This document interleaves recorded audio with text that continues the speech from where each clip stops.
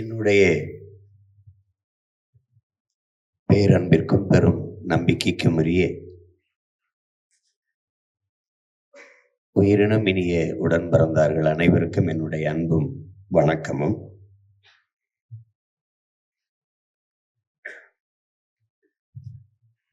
நம்முடைய சட்டப்பாசறை நம்முடைய போற்றுதற்கும் வணக்கத்திற்கும் உரிய ஈகப் பெரும்பாட்டன் கப்பல் ஓட்டிய பெருந்தமிழன் வ.உ. சிதம்பரனார் அவர்களை குறியீடாக கொண்டு இயங்கி வருகிறது. அந்த பெருந்தகைக்கும்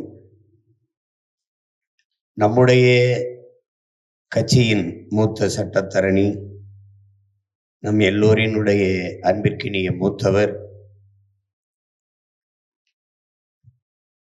நம் அண்ணன் தடா சந்திரசேகர் அவர்களுக்கும் என்னுடைய புகழ் வணக்கத்தை செலுத்துகிறேன்.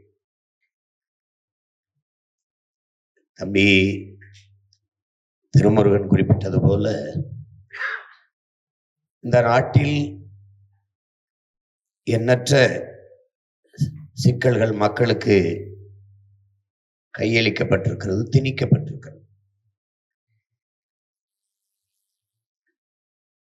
அதிலே நான் அறிந்தவரை போக்குவரத்து தொழிலாளர்கள் என்றால் அவர்களுடைய உரிமை பிரச்சனை, ஊதிய பிரச்சனை, பாதுகாப்பு பிரச்சனை, அதற்கு களத்திற்கு வந்திருக்கிறார்கள். ஆசிரியர் பெருமக்கள் என்றால் அவர்களுடைய பணி நியமனம், பணி நிரந்தரம், அவர்களுக்கான ஊதிய உயர்வு, இதற்காக போராட்ட களங்களுக்கு வந்திருக்கிறார்கள். அப்படித்தான் வேளாண் பெருங்குடி மக்களும் அவர்கள் சிக்கல்கள் என்னவோ அதற்காகத்தான் வருவார்கள். மீனவ சொந்தங்களும் அப்படித்தான், மீனவர்கள் பிரச்சனைக்குத்தான், அவரவர் பிரச்சனைக்குத்தான். ஆனால் சட்டம் படித்த சட்டக்கல்லூரி மாணவர்கள், சட்டம் படித்த வழக்கறிஞர்கள் தான் எல்லா பொது பிரச்சனைக்கும் களத்திற்கு வந்து போராடியவர்கள் அவர்கள் தான். அந்த களத்தில் நானும் நின்றவன் என்கிற முறையில் இதை சொல்வதற்கு உரிமையும் தகுதியும் எனக்கு இருக்கிறது.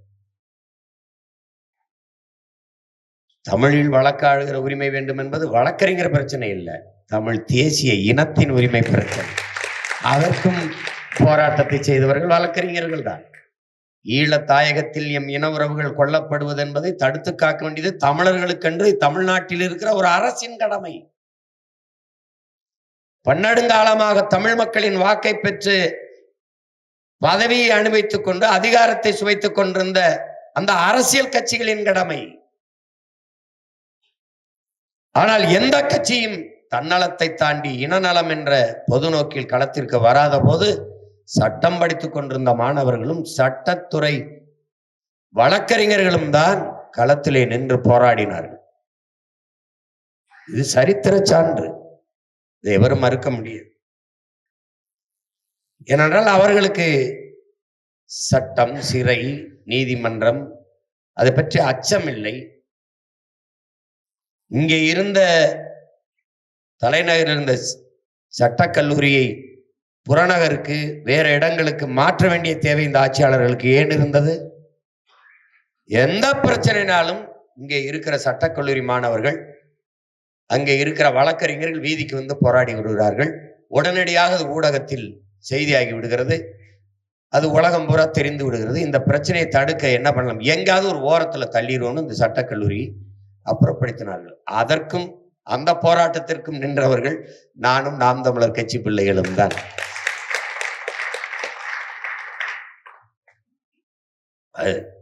அதனால வழக்கறிஞர்கள் மேல் எப்போதும் எனக்கு மட்டுமல்ல, நாம் தமிழர் கட்சி பிள்ளைகளுக்கும், வழக்கறிஞர்களா இருந்தாலும் உங்களுக்கு அந்த பிரிவின் மேலே ஒரு பெரிய பற்றும் மதிப்பும் இருக்கும். இங்கே நாம் தமிழர் கட்சி அப்படிங்கிறத, இது வழக்கறிஞர் கட்சி தான், உங்களுக்கு தெரியும் நினைக்கிறேன். கட்சி தொடங்கப்படும் போது 900 வழக்கறிஞர்கள் இருந்தார்கள். என் தம்பி ஆனந்தராஜுக்கு, குறிப்பா விஜயராவனுக்கு எல்லாம் தெரியும். அரிதனும் அரிதா ஆனந்தராஜ் எல்லாம் இந்த கூட்டத்துல பார்த்தோன்னா எனக்கே பெரிய மகிழ்ச்சி ஆயிடுச்சு. கோவைக்கு போய் இறங்கினோன்னா எங்கடா ராகவே, எங்க ஆனந்த், ஆனந்த் என்ன செய்யறான்னு கேட்பேன். இப்ப தம்பிகள் சொல்லுவாங்க இங்க வேலையா இருக்காரு. உணர்வோடு இந்த உறவு தொடர்பும் அருந்து போகாம பார்க்கணும். ஏன்னா களத்துல பெரும் வீரர்கள் இடைவெளி விட்டால் அது தொய்வா வந்து இங்கே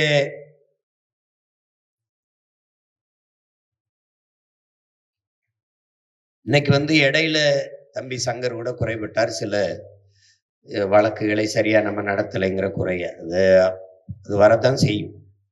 ஆனால் ஒன்றை என் உடன் பிறந்தார்கள் புரிந்து கொள்ள வேண்டும். நம்மை போல புதிதாக எந்த பின்புலமும் இல்லாது, பொருளாதார வலிமை, ஊடக ஆதரவு, இது ஏதும் இல்லாது ஒரு எளிய பிள்ளைகள், ஒரு ஏற்கனவே கட்டமைக்கப்பட்ட கோட்பாடுகள். இப்போ இந்தியம், திராவிடம், இந்த 2 கட்டமைப்புகள் இருக்கு. இது நீங்க பாத்தீங்கன்னா புதிதாக இல்லை, பல ஆண்டுகளாக அதிகாரத்தை சுவைத்து அதிமுக காவல்துறை, திமுக காவல்துறை என்றே இருக்குது. அதிமுக ஆதரவாளர்கள் அதிகாரிகள் என்றே இருக்குது. இப்படி எல்லாம் இருக்குது. திமுக அதிகாரிகள் இப்படி இருக்குது. இந்த அளவுக்கு இருக்கிற இடங்களில் நம்ம புதிதாக வருகிற ஆற்றல் உள்ள நுழைஞ்சு போகும்போது, அதுவும் நம்ம எங்கிருந்து தொடங்குறோம்? ஒரு இனப்படுகொலையிலிருந்து தொடங்குறோம். பிணத்தின் குவியலில் நம்மளை பிரசவிக்குது வரலாறும் காலமும். அந்த இடத்திலிருந்து வரும்போது நம்ம கிட்ட அளவு கடந்த கோபமும் வெறியும் தவிர வேற எதுவுமே நம்மகிட்ட இல்லை. அப்ப அதுல நம்ம இந்த களத்துக்கு வர்றோம். நம் தலைவராக ஏற்றுக்கொண்டிருக்கிறவர் இந்திய பெருநாடு இல்லாத பன்னாட்டு சமூகம் தடை செய்து வச்சிருக்கிறது. ஒரு பயங்கரவாதி என்று பழியை சுமத்தி, தமிழீழ தேசிய இராணுவமான விடுதலை புலிகள் அந்த பெயரை உச்சரிக்க முடியாது, அதையும் சொல்ல முடியாது, தலைவர் பேரையும் சொல்ல முடியாது. சொன்னா வழக்கு. அந்த நிலையில் தொடர்ந்து அதை பேசி பேசி வழக்குகளை எதிர்கொண்டு நம்ம இன்னைக்கு உடைச்சு வந்திருக்கோம்னா அதுக்கு பெரிய பின்புலமாக இருந்தது நமக்கு இருந்த வழக்கறிஞர்கள் படைதான். அதை நம்ம மறுக்க முடியாது. ஆனால் அதுல ஒன்னு சொல்ல தோணுது. ஹிட்லர் சொன்னதுதான், இந்த சட்டம் உனக்கு பிடிக்கலையா அதோட சண்டை போட்டுக்கிட்டு இருக்காதேங்கிறான். அதை பயன்படுத்தி மேல வந்துரு, அதிகாரம் கைக்கு வந்தவொடனே அதை கிழிச்சு போட்டு உனக்கு எப்படி பிடிக்குமோ அப்படி எழுதிக்கேன்றான். உனக்கு எப்படி பிடிக்குதோ அப்படி எழுதிக்கேன்றான். இப்ப அதைதான் நான் என் தம்பி தங்கைகளுக்கு, உடன் பிறந்தார்களுக்கும் சொல்ல நினைக்கிறது காரணம் அதுதான். இந்த சட்டத்துல நமக்கு தம்பி தினேஷ் கூட பேசினான், இதை எப்படி நம்ம சீர்திருத்தம் செய்யறது, அதை நீங்க கொடுங்க, நம்ம ஆட்சியின் வரைவில் நம்ம கொண்டு போவோம். அதுல நிறைய மாறுதல்களை செய்ய வேண்டியது இருக்கு. அதுல நம்ம எந்த சமரசமும் இல்லை. ஆனால் இருக்கிற சட்டத்தை பயன்படுத்தி எப்படி மேலே ஏறுறதுன்னு யோசிக்கணும். இப்ப இங்க பேசிய அன்பு பாண்டியராஜன் கூட சொன்னாங்க, நம்ம இந்தியாவிற்கென்று வழக்கறிஞருக்கு ஒரு நாள் இருக்கு, தமிழ் தேசியத்திற்கென்று இல்லைன்னு. அது நம்ம ஏற்கனவே அறிவிச்சிட்டோம். நம்ம பாட்டனர் வ.உ.சி பிறந்த தினத்தை தமிழ் தேசிய வழக்கறிஞர் நாளாக, அந்த சட்டத்துறை நாளாக கொண்டாடணும். நமக்கு உங்களுக்கு தெரியும், நமக்கு இருக்கிற ஒரே சிக்கல் பொருளாதார வலிமை இல்லாததுதான். எனக்கு மாயோன் பெருவிழா நடத்தணும்னு ஆசை இருக்கும், கண்ணகி பெருவிழா நடத்தணும்னு ஆசை இருக்கும், திருமுருக பெருவிழா நடத்தணும்னு ஆசை இருக்கும், சிவ இரவுகள் நடத்தணும்னு ஆசை இருக்கும். ஆனா காசு இருக்காது. பிரச்சனை தான். ஒரு சுவரொட்டி ஒட்டி ஒரு இது பண்ணி ஒரு கூட்டத்தை போட்டு நடத்துறதுன்னா அதுக்குன்னு ஒரு பொருள் செலவு இருக்கு. அது நம்மகிட்ட இல்லை. அது ஒரு காலம் வரும்போது எல்லாம் முறையா நடக்கும். ஆனா நமக்கு கனவு இருக்கு, அந்த கனவை நடைமுறை செயல்படுத்த நம்ம இவ்வளவு போராடும். இதுல நீங்க படித்த தீர்மானங்களில் இருந்தே அது கோரிக்கையா வைக்கிறீங்க. நம்ம கோரிக்கையை ஏற்று நிறைவேற்றுவாங்களா இல்லையாங்கிறது தெரியாது. ஆனா நாம அதை நிறைவேற்றுவோங்கிறது அது உங்களுக்கு சொல்ல வேண்டியதில்லை. அதுல என் தம்பி கார்த்திக் படிக்கும்போது கூட அதை நானும் கவனிக்காம விட்டேன். அந்த சிறுபான்மை பட்டியலுங்கிறத நம்ம ஏற்கல. அதுல பட்டியல் அடைகிறதுக்கு நம்ம ஆடும் இல்லையே. தன்மானமிக்க தமிழ் மக்கள் நம்ம எதுக்கு பட்டியல்னு ஒண்ணு. சக மனிதன் இன்னொரு மனிதனை தாழ்த்தி வீழ்த்துவான், அவனுக்கு இன்னும் உரிமை இருக்குது, அவனுக்கு இன்னொரு சலுகை இருக்குன்னு சொல்றத நம்ம ஏற்கல. அதுல தேவேந்திரர்கள் நம்ம இன சொந்தங்கள் பட்டியலிருந்து வெளியேத்துங்கிறாங்க. அந்த உணர்வோட நம்ம நிக்க வேண்டியது தமிழனாக பிறந்த ஒவ்வொருவனுடைய கடமை. அதனாலதான் நம்ம பட்டியல் வெளியேற்றத்தை நம்ம விரும்பி அதை தொடர்ந்து நம்ம முன்னெடுத்துக்கிட்டு போறோம். நம்ம அவன் செய்யலைன்னா நம்ம வருவோம், நீக்கும். சிறுபான்மை என்ற சொல்லை இந்த நிலத்திலிருந்து ஒழிக்கணும். அது ஒரு தேசிய அவமதிப்பு. இந்த சிறுபான்மையின் வரையறுக்கிறவன் எல்லாம் யாரு பண்றாலும் மொழி சிறுபான்மை.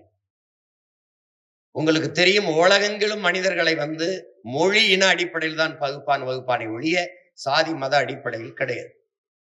அது வரலாறு எங்கும் உங்களுக்கு நீங்க எங்க படிச்சு பார்த்தாலும் உங்களுக்கு அது இல்லை.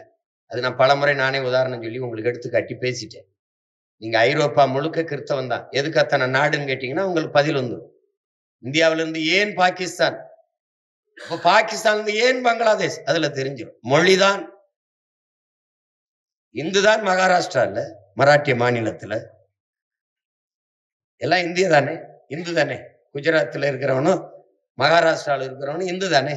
எதுக்கு குஜராத் தனி மாநிலமா வேணும்னு அவன் போறான்னா, நீ மராட்டியன், நான் குஜராத்தி, அவ்வளவுதான். ஆனா மதம் அங்க ஒன்றிணைக்கல, மொழி பிரிக்குது, இனம் பிரிக்குது. அப்படித்தான். நான் இஸ்லாமியன் தானே, நான் ஏன் பாகிஸ்தான்ல இருக்காம பங்களாதேஷ் கேட்டேன். அவர் உருது, நான் வங்காளி. அப்ப அந்த அடிப்படையில் பார்க்கும்போது இங்கு இருக்கிற இஸ்லாமியனும் கிறிஸ்தவனும் தமிழர்கள், தமிழ் தேசிய இனத்தின் மக்கள். அது நேரடியா நீங்கள் கிறிஸ்தவர்கள் இஸ்லாமியர்களுக்கான அப்படின்னு எழுதியிருக்கும். சிறுபான்மைன்னு சொல்லக்கூடாது. இங்க சிறுபான்மையிலுக்கென்று சலுகைங்கிறார். விடுதலை பெற்ற 80 ஆண்டு கால இந்தியாவில் ஒரு கிறிஸ்தவன் ஒரு இஸ்லாமியன் கூட பிரதமர் ஆகலையே. அதிக அதிகாரம் கொண்ட அந்த பதவிக்கு ஏன்னா ஒண்ணுமில்லாத குடியரசுத் தலைவர் வேணா உட்கார வைப்பான். இந்த மண்ணில் பிறந்த எவனுக்கும் சலுகை வேண்டியதில்லை, உரிய உரிமைதான் வேணும். அதுல நீங்க தெளிவா இருந்தது. நம்முடைய பாட்டனார் அயோத்தியாச பண்டிதர் சம பங்கு என்பதையே ஏற்கல. அதுக்கு பிறகு ரொம்ப நாள் கழிச்சுதான் அண்ணல் அம்பேத்கர் அந்த கருத்தை வலியுறுத்துறார். உரிய உரிமை, அந்த வார்த்தையில தெளிவாய்க்கணும். நீங்க சமபங்குனா எப்படி? நீ பன்னெடுங்காலமா மாளிகையில் இருப்ப, நான் மண்குடிசையில கீழே இருப்பேன். நீ கல்வி மறுக்கப்படாத சமூகத்தில் பிறந்த 100 ஆண்டுகளுக்கு மேலே பல 100 ஆண்டுகளா கல்வி பெற்று வருகிறாய். நான் கல்வி மறுக்கப்பட்ட சமூகத்தில் பிறந்திருக்கிறேன். இந்த தலைமுறையில தான் பள்ளிக்கூடம். நான் பிறந்த அரணையூரிலே நான் 5வது பட்டதாரி. அப்படின்னா எங்க அப்பாவுக்கு கையெழுத்து மட்டும் போட தெரியும், கடிதம் கிடையாது, படிப்பாங்க, அவ்வளவுதான்.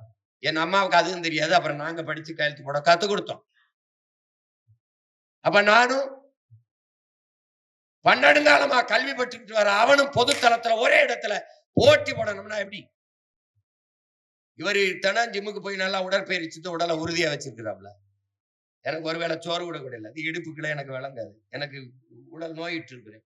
ஒரே கோட்டில் ஓடி வெற்றி கோட்டை தொடணும்னா எப்படி? இங்க எங்க சம பங்கு இருக்குது? இங்க அரசியல்லே இல்லையே. சம உரிமை சம வாய்ப்பு என்பது எங்கே இருக்கிறது? நாட்டின் தேசிய மலரை ஒரு கட்சி சின்னமா வச்சிருக்குது. தேர்தல் நேரத்தில் எல்லாரும் சின்னங்களை மறைக்கிறீர்கள், கையை எப்படி மறைப்பீர்கள்? 75 ஆண்டுகளாக உதயசூரியன் என்று ஒரு சின்னத்தை ஒரு கட்சி வச்சிருக்குது. 55 ஆண்டுகளா ரெட்டாலைன்னு ஒரு சின்னத்தை வச்சிருக்குது. புதிதாக இன்னைக்கு வருகிற ஒரு ஜனநாயக ஆற்றல் ஒரு கட்சி ஒரு சின்னத்தை வாங்கினால் ஒரே தளத்தில் நின்று போட்டி போட வேண்டும் என்றால் இது எப்படி சம உரிமை சம வாய்ப்பு சம உரிமை எப்படி வருது? இது எப்படி எடுத்துக்கிறது? அவன் கொளுத்த பணத்திற்காக ஒரு தொகுதிக்கு 30 கோடி முதலீடு செய்யறான். நம்ம அந்த வட்டி காசை கூட செலவு பண்ண முடியாம தவிக்கிறோம். 2 பேரும் ஜனநாயகத்தில் சம வாய்ப்பு சம உரிமைனா எங்கே இருக்கு? எங்க இருக்குது? அதனால இந்த நாட்டில் சலுகை என்கிற சொல், போனஸ், மானியம், இந்த இலவசம், இந்த சொல்கள் அழித்து ஒழிக்கப்படணும். இந்த நிலை ஒழிக்கப்படணும். ஒவ்வொரு குடிமகனுக்கும் உரிய உரிமை கொடுக்கப்படும். அதுதான் முழுமையான மக்களாட்சி, முழுமையான ஜனநாயகம். இந்த நாட்டின் சட்டம் முழுமைக்கு நம்மளால ஏற்றுக்கொள்ளப்பட்டிருக்கா? நீங்க எல்லாம் ஏற்றுக்கொள்றீங்களா? அப்படி இருக்கா? சட்டம் இருக்கா? கீழமை நீதிமன்றம் தண்டிக்கும், உயர் நீதிமன்றம் விடுவிக்கும். அப்ப மேல்முறையீடு பண்ணா உச்ச நீதிமன்றம் தண்டிக்கும், நடுவன்மன்றம் தண்டிக்கும். அப்ப ஒரே குற்றச்சாட்டு, ஒரே வழக்கு, 3 தீர்ப்புகள். இது எப்படி இங்க இருக்குதா இல்லையா? இருக்குதா இல்லையா சார்? என்னை 2 முறை தேசிய பாதுகாப்பு சட்டத்திலே 90 நாள் 6 மாதங்கள் அடைத்தார்கள். அதிலே ஓராண்டுக்கு மேல ஓராண்டு கிட்ட உள்ளே இருந்துட்டேன். 2 முறையும் நீதியரசர் எழுப்பி தர்மாராவ், 2வது முறை ஐயா எழுப்பி தர்மாராவ் கூட நம்முடைய ஹரிபரந்தாமனும் இருந்தாங்க. 2 முறையும் சீமான் மீது போடப்பட்ட இந்த தேசிய பாதுகாப்பு சட்டம் தவறாக பயன்படுத்தப்பட்டிருக்குது, தேவையற்று அவர் மீது போடப்பட்டிருக்குன்னு சொல்லி என்னைய விடுவித்தார்கள். அப்ப 6 மாசங்கள்ல உள்ள இருந்தது 90 நாள், 95 நாள், 100 நாள் விடுதலை செஞ்சுமே அவன் அந்த ஊர்ல எனக்கு பிணை தராம 10 நாள் இழுத்து 100 நாள் புதுச்சேரியில வச்சிருந்தாங்க. அப்ப நான் இந்த தேவையில்லாம தவறா பயன்படுத்திய அரசுக்கு என்ன தண்டனை? ஓராண்டு நான் உள்ள இருந்துட்டேன். என்னுடைய இழப்பு என்ன? சட்டம் இது. இன்றைக்கு என்ன? இன்றைக்கு அண்ணன் ஏர்போர்ட் மூர்த்தி வழக்குல என்ன? எந்த அடிப்படையில் நீங்க எவ்வளவு நாள் 6 மாசம் உள்ள வச்சு விட்டுறீங்க? அப்ப அவருடைய இழப்பு, அவர் உடல் நலிவுடுவது, அவருடைய வருவாய் இழப்பு, அவர் குடும்பத்தாரின் துயரம், இதுக்கு யார் பொறுப்பேற்பது? இது எப்படி, எந்த மாதிரியான சட்டம் வரைவு? ஒரு நாடு, ஒரு நீதி பொதுநல வழக்கு போகுது, மதுக்கடைகளை மூடுங்க, இது பல குடிகளை, நாட்டின் குடிகளை அழிக்குது அப்படின்ட்டு ஒரு பொதுநல வழக்கு. நீதி சொல்லுது, நீதிமன்றம் என்ன சொல்லுது? நீதி என்ன சொல்லுது? மதிப்புமிக்க நீதி, அரசின் கொள்கை முடிவு. எது அரசின் கொள்கை முடிவு? சாராய கடை நடத்துவது. அதில் தலையிட முடியாது என்று நாட்டின் உயர்ந்த நீதி சொல்லுது. நீட் தேர்வு, அரசு ஒரு கொள்கை முடிவெடுக்குது, இந்த நீட்டிலிருந்து விலக்களியுங்கள் என் மாநில பிள்ளைகளுக்கு. யாரு? அரசு கொள்கை முடிவெடுக்குது. நீட்டு தேர்விலிருந்து விலக்களியுங்கள் என்று நீதிமன்றத்திற்கு வழக்கு அரசே போடுது. அதுக்கு என்ன தீர்ப்பு? அதுக்கு என்ன நீதி சொல்லுது? இல்லை, எழுதுங்கள். மக்கள் குடிக்கிறதில் மக்களே பொதுநல வழக்கு, அதில் அரசின் கொள்கை முடிவில் தலையிட முடியாது என்று சொன்ன நீதி, அரசு ஒரு கொள்கை முடிவு எடுத்துக் கொண்டு போகுது, அதில் தலையிடுது, எழுது என்பது. இந்த நீதி போற்றத்தக்கதா தூற்றத்தக்கதா என்பதை சட்டம் படித்த நீங்களே சொல்லுங்க. இது எப்படி எடுத்துக்கிறது? ஒரு மக்களின் பிரச்சனை ஒரு வழக்காகி போகும்போது 10 மாதம் 6 மாத காலம் நிலுவையிலே கிடப்பிலே கிடக்கிற வழக்கு, ஒரு கட்சி, ஒரு அரசியல் கட்சி பொதுக்குழு செயற்குழுவை கூட்டி காலையில் கொண்டு போகுது, இந்த சின்னம் யாருக்குன்னு, இந்த பொதுக்குழு தீர்மானம் செல்லுமா செல்லாதா என்று, மாலையில் தீர்ப்பு வருது, செல்லும் செல்லாது என்று. அப்போ எப்படி மக்களுக்கு இந்த விரைவாக இந்த தீர்ப்புகள் வரப்படுவதில்லையே, இந்த அரசியலுக்கு உடனடி வருது, அது எப்படி எப்படி எப்படி எடுத்துக்கிறது? பாருங்க, பாபர் மஜூதி இடிப்பு, பாபர் மஜூதி இது, அதுல என்ன வருது? அந்த தீர்ப்புல என்ன சொல்லுது? ராமர் இங்கு பிறந்தார் வாழ்ந்தார் என்பதுக்கு வரலாற்று சான்றுகளோ தொல்பொருள் ஆய்வு சான்றோ இல்ல, ஆனால் நம்பப்படுகிறது. எப்படி சொல்லுது? நம்பப்படுகிறது. அந்த நம்பிக்கையின் அடிப்படையில் தீர்ப்பு. முத்தலாக்கு தடை சட்டம், அது முத்தலாக்கு தடை சட்டம், அதுக்கு எப்படி சொல்லுது? சட்டப்படி தீர்ப்பு. அது ஏன் நம்பிக்கையின் அடிப்படையில் தீர்ப்பு இல்ல? எப்படி இருக்கு இது? அதனால காவல்துறைக்கு சொல்வதுதான் தலைவர் காவல்துறை படையை கட்டிட்டு அந்த காவல்துறை பேரணி நடத்தி வந்து நிற்கும் போது அந்த வீரர்களை பார்த்து தலைவர் சொன்னதுதான், குற்றவாளிகளை பிடித்து கூண்டில் நிறுத்துவதல்ல காவல்துறையின் வேலை, குற்றவாளிகளை உருவாகாத ஒரு சமூகத்தை உருவாக்குவதுதான். அது மாதிரி எனக்கு முன்பு இருக்கிற சட்டத்துறை வல்லுநர்கள், வழக்கறிஞர்கள், இளைய பிள்ளைகள், மூத்த வழக்கறிஞர்கள் எல்லாருக்கும் ஒண்ணு சொல்லுவாங்க, நம்மளுடைய கனவு என்பது குற்றவாளிகளை உருவாகாத ஒரு சமூகத்தை படைப்பதுதான். வழக்கறிஞரே தேவையில்லை. ஆனால் அறம் சார்ந்த வாழ்க்கைக்கு இச்சமூகம் போய்கொண்டிருக்கிறது.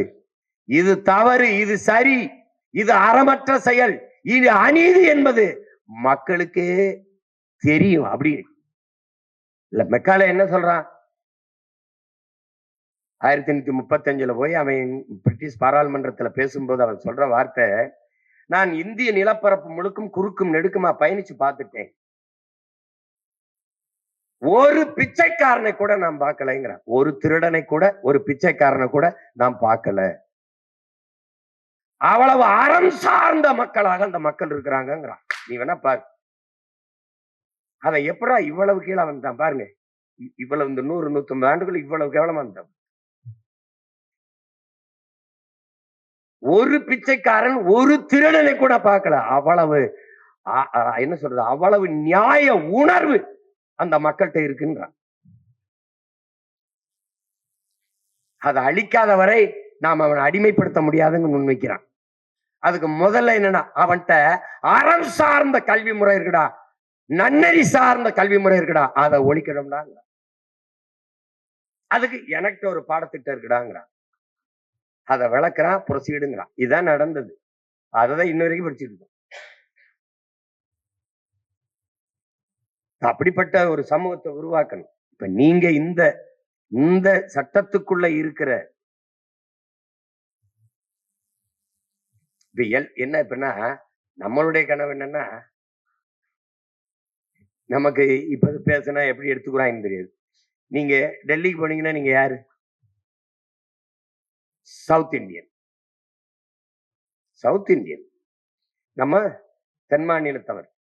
S, I'm south Indian. அப்ப அது வட இந்தியா, தென் இந்தியா. அப்ப 2 பாராளுமன்றம் வை. எல்லாத்துக்கும் அங்க வர வேண்டியது இருக்குல்ல. இங்க வை, இங்க ஒரு பாராளுமன்றம் வை. சரிதான் நான் சொல்றது. இங்க ஒண்ணு வை. அது மாதிரி உச்ச நீதிமன்றம், உயர் நீதிமன்ற கிளை மாதிரியில் இருக்கு, உச்ச நீதிமன்ற கிளையே ஒண்ணு வச்சிரு. இங்க வச்சுட்டீங்க. நாங்க எல்லாத்துக்கும் அங்க வர்றதுக்கு பதிலா இங்க ஒண்ணு வச்சிரு. அதிகாரத்தை, நிர்வாகத்தை பரவலாக்கு. அது மாதிரி நீதியையும் பரவலாக்கு. நீ எல்லாத்தையும் எடுத்துக்கொண்டு கீழே உட்காந்து மேலே உட்காந்துக்கிடுவ.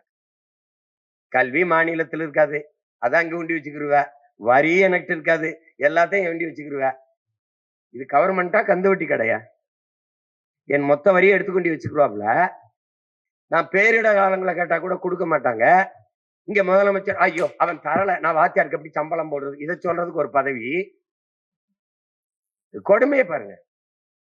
இப்ப நான் உட்காந்துட்டேன், சீஃப் மினிஸ்டர் ஆஃப் தமிழ்நாடு. எங்க சொல்ல அப்ப தர முடியாதுன்னு. எங்க சொல்ல, எங்க தமிழ்ல வழக்காடுற உரிமை இல்லைன்னு ஒரு தடவை சொல்லி பாரு. சொல்லிப்பார். சம்பளம் யார்கிட்ட வாங்குவேன் சொல்லு. இந்த ஆளுநர் எல்லாம் துணைவேந்தர்களை நியமிக்கிற உரிமை எனக்குத்தான் இருக்கு. சொல்லி பாரு. நீ நியமிக்கிற துணைவேந்தருக்கு நீ சம்பளம் கொடு, நான் நியமிக்கிற துணைவேந்தருக்கு நான் சம்பளம் கொடுத்துக்கிறேன். That's all your honour. தம்பி, என் தலைவன் எனக்கு கத்து கொடுத்தது, முட்டுக்கு ஒரு முட்டுங்கிறது பதிலுக்கு பதில் தான், வெட்டுக்கு ஒரு வெட்டுங்கிறது பதிலுக்கு பதில் தான், ஒரு வெட்டுக்கு 100 வெட்டு தான் வெற்றின்னு தான் எனக்கு கத்து கொடுத்தான். புரியுதா? நீ என்ன செய்யறியோ அதுக்கு எதிர்வினை தான். நீங்க வாங்கன்னா வாங்க, வாடானா என்னடா. இங்க நாங்க அன்புனா அன்பு 1000 மடங்கு, வன்புனா பலாயிரம் மடங்கு வம்பு. இதான் எங்க பழக்கம். நீ வெட்ட ஓங்கும் போது விழுந்து கும்பிடுற ஈன பிறவியோ இழிசாதியோ கிடையாது. நீ வெட்ட நினைக்கும் போதே வெட்டி முடிக்கிற வீர மறவர் கூட்டம் தான் தமிழ். அதை கணக்கு வச்சுக்கணும். சும்மா அப்படியே இதெல்லாம் இங்க இல்ல. சட்டத்துறைகளில் நிறைய நமக்கு மாறுதல்கள், சீர்திருத்தங்கள் செய்யப்பட வேண்டியது இருக்கு. அத கொடுங்க, நம்ம வரைவுல கட்டாயம் கொண்டு வரணும். அது இன்னைக்கு இல்ல, நமக்கு அதிகாரம் இல்லை. ஆனா அதிகாரம் வராம போறதும் இல்லை. உறுதியா நம்ம அதை செய்வோம். அதுக்கப்புறம் எதுக்கு இதை தொடங்கணும் என்றால், நம்ம வளர்கிற ஒரு இயக்கத்தின் பிள்ளைகளுக்கு அவர்கள் மீது அவசியமற்று, உங்களுக்கு தெரியும் நம்ம பிள்ளைகள் மீதெல்லாம் அவசியமற்று போடப்படுகிற வழக்குகளுக்கு அச்சுறுத்தி விரட்டணும்னு நினைப்பாங்க. சீமான் பின்னாடி இவ்வளவு இளைஞர்கள், இளைய பிள்ளைகள் போகிறார்களே, இப்ப நீங்க எதுக்கு என்னைய பொண்ணைய மீது நீங்க சரியான நிர்வாகிகள் ஆண் மக்களா இருந்தா அந்த எண்ணெயை யார் மேல போட்டுக்கணும்? மனச்சான்றுபடி சொல்லுங்க, யார் மேல போட்டுக்கணும்? என் மேல போட்டுக்கணும். ஏன்னா என் தம்பி கார்த்தியோ, துரைமுருகனோ, என் தம்பி விஷ்ணுவோ நான் பேசுறதான் பேசுறான். இசை மதிவான புதுசா ஒண்ணும் பேசல. என் பிள்ளையும் நான் என்ன பேசணும்னா அதான் பேசுறான். நீ சரியான என் மேல எண்ணெயை போட்டு நீ உட்காரு, என்னன்னு நீ கேட்க வேண்டியதானே? எனக்கு கேட்ட பலமுறை நீ என்கிட்ட கனடால வச்சு விசாரிச்சுட்ட, அமெரிக்கால வச்சு விசாரிச்சுட்ட, இங்கேயே வச்சு வச்சு விசாரிச்சுட்ட. நாங்கள் அழுத்தம் கொடுத்தால் நீங்கள் என்ன என்ன நினைப்பீங்க அப்படின்னு. நீங்க கொடுக்குற அழுத்தத்துக்கெல்லாம் பயப்படுற ஆள் மாதிரி இருக்கான்னு நான் கேட்டேன். வேணா ராகிட்ட நாங்க உங்களுக்கு அழுத்தம் கொடுத்தா என்ன செய்வேன்? நீங்க அழுத்தம் கொடுத்தா பயப்படுற ஆள் மாதிரி நான் தெரியறேன்னா உங்களுக்குன்னு கேட்டேன். இப்ப இல்ல, 12 வருஷத்துக்கு முன்னாடி. இப்பன்னா கொடுத்து பாருன்னு இருப்பேன். புரியுதா? புரியுதா? ஒண்ணுமில்லா 16 வருஷத்துக்கு முன்னாடி பயங்கரவாதின்னு சொன்ன ஒருத்தனை என் தலைவன் தூக்கி நிறுவி அங்கீகரிக்கப்பட்ட கட்சியாக சும்மாவா இருக்கு? எத்தனையோ ஆண்டுகளா வழிபட்ட முருகனை மாத்தி இந்த பேரை வரைஞ்ச முருகன் தான் அன்னைக்கு தெரித்துருவாங்க. பாரு, அவன் பார்த்தா இப்ப சங்க இலக்கியத்தில் முருகன் போட்டிருக்கான். நான் வரைஞ்ச முருகன் என்ன பாரு, வேணா பாரு. எந்த பேருந்து பாரவுந்துல பின்னாடி ஏன் முருகன், திருமண அழைப்புதல்ல அச்சுல ஏன் முருகன். ஏன் அவன் ஏன் பாட்டேன்? ஏன் முருகன் வெள்ளையா இருப்பான்னா அது ஏழா இருப்பானா? என் பாட்டை எப்படா வெள்ளையா இருப்பேன்? அதுல மலைக்காடுகள்ல மலைகள்ல வாழ்ந்தவன் எப்படி வெள்ளையா இருப்பான்? என்னை விடங்க இருப்பான். பிடிச்சு வச்ச கொலக்கட்ட மாதிரி வேலை இப்படி வச்சுக்கிட்டு நிக்க வச்சுக்கிட்டாங்க. அவன் 6 பேக் எல்லாம் இல்ல, அவன் இப்ப 16 பேக்ஸ் கூட வச்சு நின்றுப்பான். அவன் என்னத்தையோ ஒண்ணு எழுதி வச்சு எங்களை நம்ப வச்சு, அவன் காலத்துல ஏது பொண்ணு நகை அணிகலன் இங்க ஒண்ணு போட்டுக்கிறாரு, இங்க ஒண்ணு போட்டுக்கிறாரு. இந்த வள்ளி திருமண நாடகத்திலும் பாத்தீங்கன்னா தங்கத்துல கிரீடம் மட்டும் வருவாப்புல நம்ம முருகன். நம்ம பார்த்தா என்னடா அந்த காலத்துல அவன் தான் சொல்றான், கல்லாயுதம் இருந்த இடத்தில் வேலாயுதம் செஞ்சவன் நான். முத தப்பா கற்பிச்சு வச்சு நம்மளை காலி பண்ணிட்டானுங்க. அப்ப அதுல வழக்கறிஞர் பாசறை நமக்கு ஒண்ணுன்னா நம்ம கட்சி பிள்ளைகளை தொட்டா நம்முடைய வழக்கறிஞர் பாசறை வரும் என்கிற நம்பிக்கையை கொடுத்துட்டா.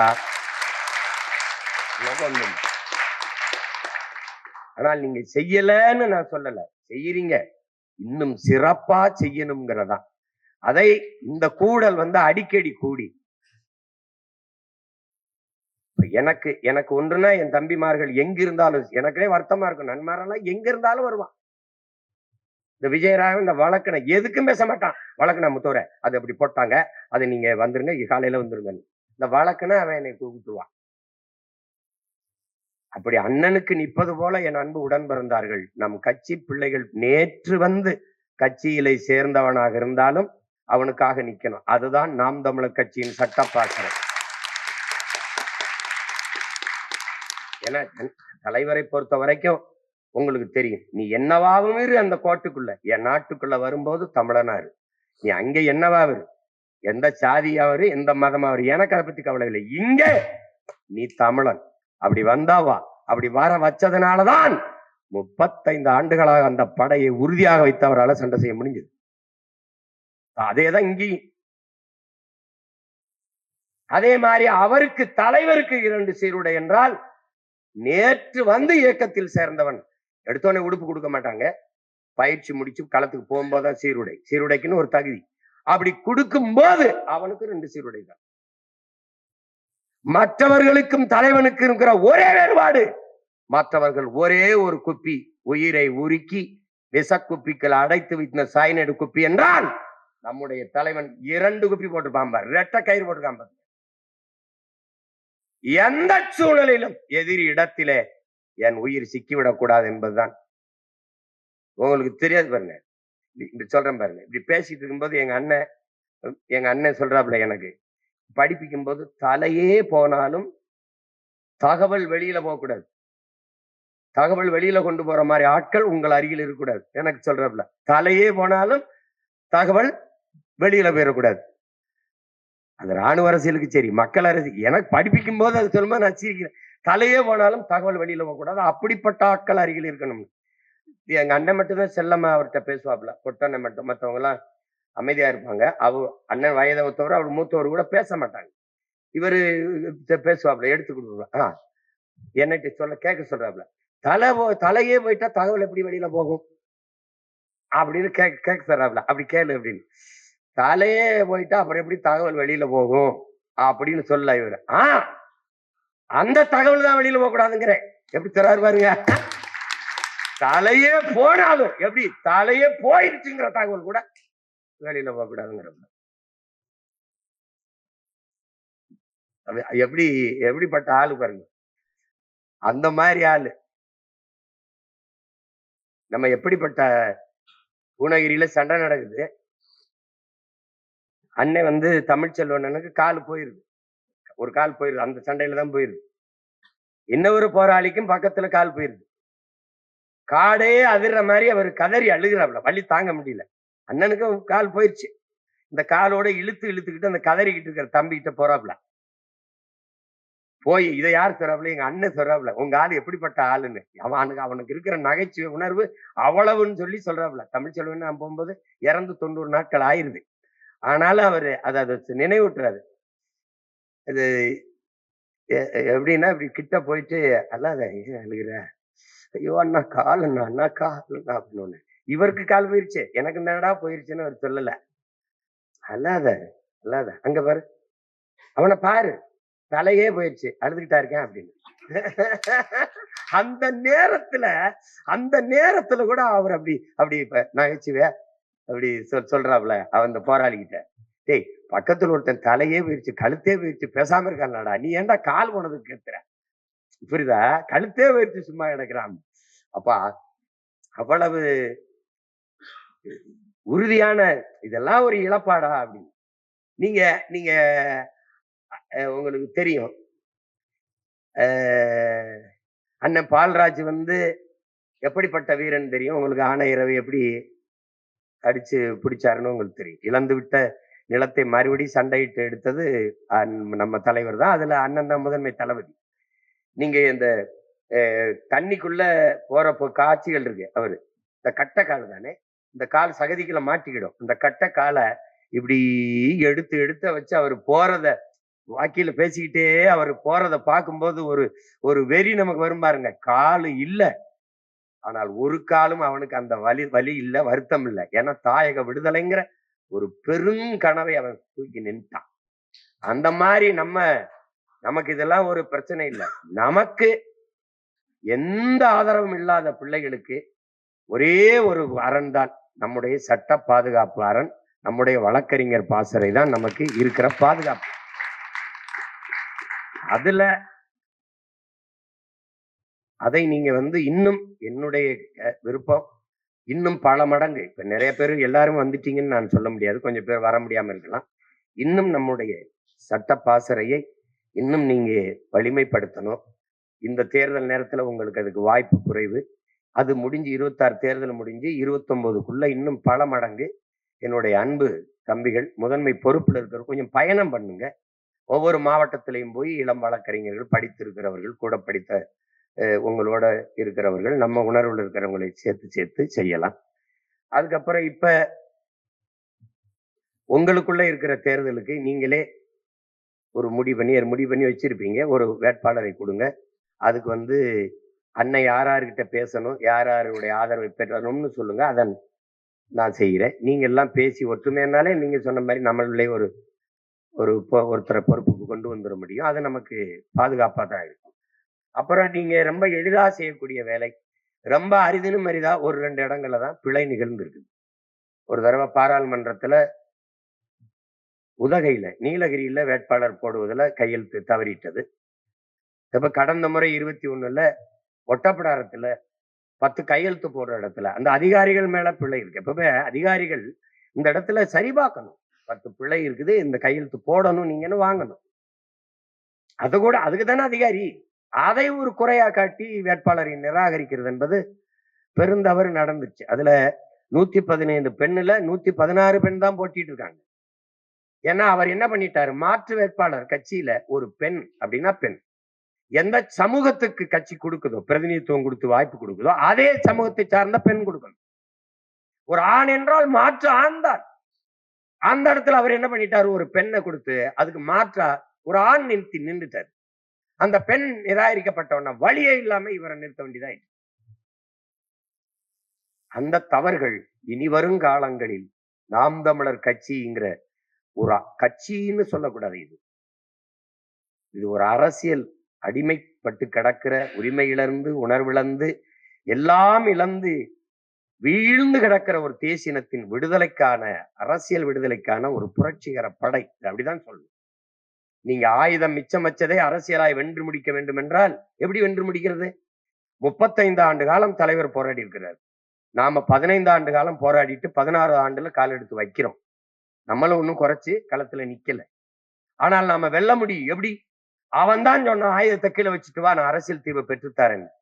இப்ப வச்சுட்டா நாங்க வந்துட்டோம், எங்களுக்கு அரசியல் தீர்வை பெற்றுத்தான்னு சண்டை போடணும். அதுக்கு குறைஞ்சபட்சம் இந்த நிலத்தில் வலிமையான அரசியலும் இந்த நிலத்தின் அதிகாரமும் நமக்கு கைவரப்பெறணும். அதான் இருக்கிற கடைசி வாய்ப்பு.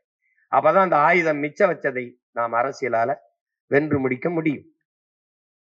அதனால இம்முறை 234 பேருக்கும் நம் பிள்ளைகளுக்கு மிகுந்த கவனமாக ஒரு 2-3 வழக்கறிஞர்கள் இந்த சென்னை முழுக்க பார்த்துக் கொள்வார்கள். 2-3 வழக்கறிஞர்கள் இப்ப தம்பி ஆனந்த், விஜயராவன் இருக்காங்கன்னா அவங்க கோவை, ஈரோடு, ஈரோட்ல இருக்கிறவங்க அவங்க ஈரோட்ல தம்பி கார்த்திக் இருக்கா. இங்க என்ன மதுரைனா தம்பி தினேஷ், கார்த்திக், இந்த தம்பி திருமாறன், அங்க திருநெல்வேலினா ரூபேஷ். இந்த மாதிரி நாங்க பாத்துக்கிறோம். முன்கூட்டியே தயாரிச்சு வச்சோம். நம்மளுக்கு ஒரு பெருமை இருக்குது. இந்த கட்சியில நம்ம புதுசா நம்ம பிள்ளைகள் வந்தாலும் பேரம் பேசி ஒரு 10 லட்ச ரூபா தாரம் போயிரு, ஒரு 50 லட்ச ரூபா தாரம் போயிரு அப்படின்னு சில கட்சி எல்லாம் என் பங்காளி வடிவேல் சொல்ற நிற்கும் இடத்திலிருந்தே இன்னொரு கட்சிக்கு தாவுகிற இந்த ஆக்குக்கா கட்சியிலிருந்து இப்படி சொல்லார்ல, அந்த மாதிரி நம்ம பிள்ளைகள் இதுவரை செஞ்சதில்லை. இனி எந்த காலத்தில், ஏன்னா நாம் தலைவர் நமக்கு சொல்லிக் கொடுக்கிறது என்னன்னா, ஒரு படையின் வலிமை என்பது ஆள் பலத்திலேயோ ஆயுத பலத்திலேயோ கிடையாது. அந்த படையில் இருக்கிற வீரர்களின் உடல் வலிமையும் உள்ள உறுதியும் தான். அதுல நம்ம கட்சியில இருக்கிற நம்ம தேர்வெடுக்கிற வேட்பாளர் பிள்ளைகள் உள்ள உறுதி கொண்டவர்கள், லட்சிய உறுதி கொண்டவர்கள். அதனால அவர்களை எனக்கு தெரியும். ஒவ்வொரு வேட்பாளர்கிட்டையும் எவ்வளவு பேரம் பேசினார்கள். அவர்கள் இதெல்லாம் எங்க அண்ணன்ட்ட போய் பேசிக்கிறீங்க, நாங்க அதுக்கெல்லாம் நான் ஆள் இல்லை என்று பேசி போன பிள்ளைகள்லாம் இருக்கிறாங்க. அவர்கள் தவறு செய்ய மாட்டார்கள். நம் பிள்ளைகள் நாமும் தவறு செய்ய விட்டுறக்கூடாது. எப்படின்னா, என்னதான் மாற்று வேட்பாளர் வச்சிருந்தாலும் நம்ம அதுல சரியானவரை தான் நிறுத்தியிருப்போம். அவரே களத்துக்கு போற மாதிரி எல்லா வேட்பு மனுகளும் ஏற்கப்பட்டதுங்கிறது தான் முதல் வெற்றி செய்தி. முதல்ல நமக்கு களத்துல அதுல நீங்க உங்களுக்கு அதிகம் என்ன சொல்ல வேண்டியதில்லை. சட்டம் படித்த பிள்ளைகள், உங்களுக்கு எல்லாம் தெரியும். அச்சம்ங்கிறது உங்களுக்கு வர வேண்டியதில்லை. இவர் இந்த தொகுதியில போட்டியிடுறார், அதிமுக அவர் நிக்கிறார், திமுக இவர் நிக்கிறார், எவர் நிக்கிறார் இல்ல, நாங்க அந்த தொகுதியில நிக்கிறோம். அதான் அங்க முதன்மையானது. எந்த கூட்டணியை பார்த்தும் எந்த கட்சியை பார்த்தும் நமக்கு பயம் இல்ல. நம்மளை பார்த்துதான் இங்க எல்லாருக்கும், அவங்க எல்லாருக்கும் பயம் இருக்குது. அதனால அது பிரச்சனை கிடையாது. அப்போ அந்த பணி இந்த தேர்தலில் நீங்க சாதாரணமா செய்து முடிப்பீங்க. இதுவரைக்கும் அந்த 1-2 இடங்களில் பிழை நிகழ்ந்திருக்கு. அந்த பிழையும் இந்த தேர்தலில் நிகழாமல் பார்த்து கொள்ள வேண்டியது உங்களுடைய பொறுப்பு. அவ்வளவுதான். அதுக்கப்புறம் வழக்கறிஞர்களுக்கு உள்ள நடக்கிற தேர்தலுக்கு நாம எல்லாரும் எப்ப நடக்குதுன்னு தெரியல. இதையே ஒரு கலந்தாய்வா வச்சு கூட நீங்க உங்களுக்குள்ள கலந்து பேசி அது ஒருங்கிணைந்து செயல்படுங்க. அது அடுத்து. அதுக்கப்புறம் இந்த தேர்தலுக்கு பிறகு பயணம் பண்ணி ஒவ்வொரு மாவட்டமாக சேர்ந்து இந்த சட்ட பாசறையை இன்னும் பெரிதுபடுத்தி வலிமைப்படுத்துவது எப்படி, அதை நீங்க செய்யுங்க. அதுக்கு உங்களுக்கு முழு சுதந்திரம் இருக்கு. நீங்க இதுல நீங்க என்ன சொல்றீங்களோ அதான் நான் கேட்பேன். ஏன்னா சட்டத்துல எனக்கு அண்ணா இது இப்படி செய்யணும்னா அப்படி செய்யணும்னா சரின்னு சொல்ல போறேன். அவ்வளவுதான். அதை செய்யுங்க. இப்ப சட்டத்துறையில நம்ம எவ்வளவு மாறுதல்களை கொண்டு வர வேண்டியது இருக்குது அப்படிங்கிறத நீங்க கொடுங்க.